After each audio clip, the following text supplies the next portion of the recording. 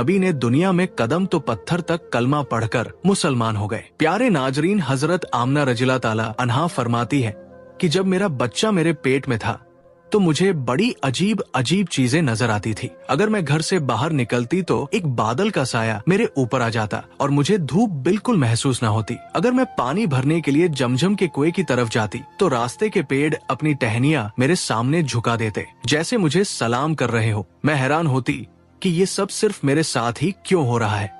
जब मैं जमजम के कुएं के पास पहुंचती तो नीचे का पानी अपने आप ऊपर आ जाता और बिल्कुल मंडेल तक भर उठता। फिर मैं अपने हाथों से ही बाल्टी पकड़कर पानी निकाल लेती। मक्का की औरतें मुझे कुएं के पास रोक लेती और जाने ना देती। वो कहती, ए आमना, तुम थोड़ी देर और यही खड़ी रहो, वरना तुम्हारे जाने से पानी वापस नीचे चला जाएगा और हमें पानी भरने में बहुत मुश्किल होगी। इसी तरह हजरत आमना फरमाती है कि मैं सुना करती थी कि जब बच्चा पेट में होता है तो माँ को बहुत तकलीफें झेलनी पड़ती है। कभी हाथ पांव में दर्द, कभी सर दर्द, कभी उल्टी, कभी बुखार और कभी चिड़चिड़ापन। ये सारी बातें सुनकर मैं सोचती कि अजीब है, मुझे तो पूरे 9 महीनों में कोई तकलीफ नहीं हुई। यहाँ तक कि जब तक मेरा बच्चा पेट में रहा मुझे सर दर्द तक ना हुआ। हजरत आमना को अजीब अजीब ख्वाब भी आते थे। वो फरमाती है कि जब मैं रात को सोती तो मुझे ख्वाब आता कि मेरे जिस्म के अंदर से एक नूर निकला है और उसने पूरी दुनिया को रोशन कर दिया है।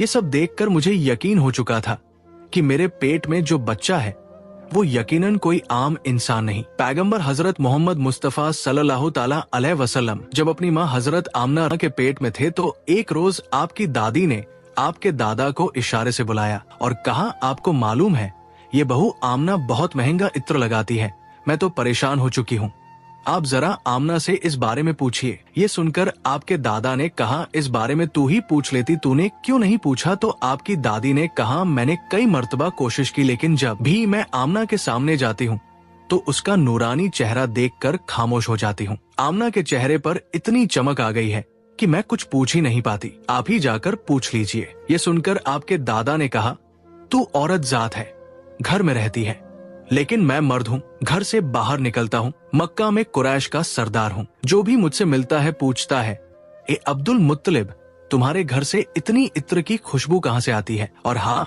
एक अजीब बात यह है कि इत्र की खुशबू वहीं से आती है जहाँ आमना जाती है।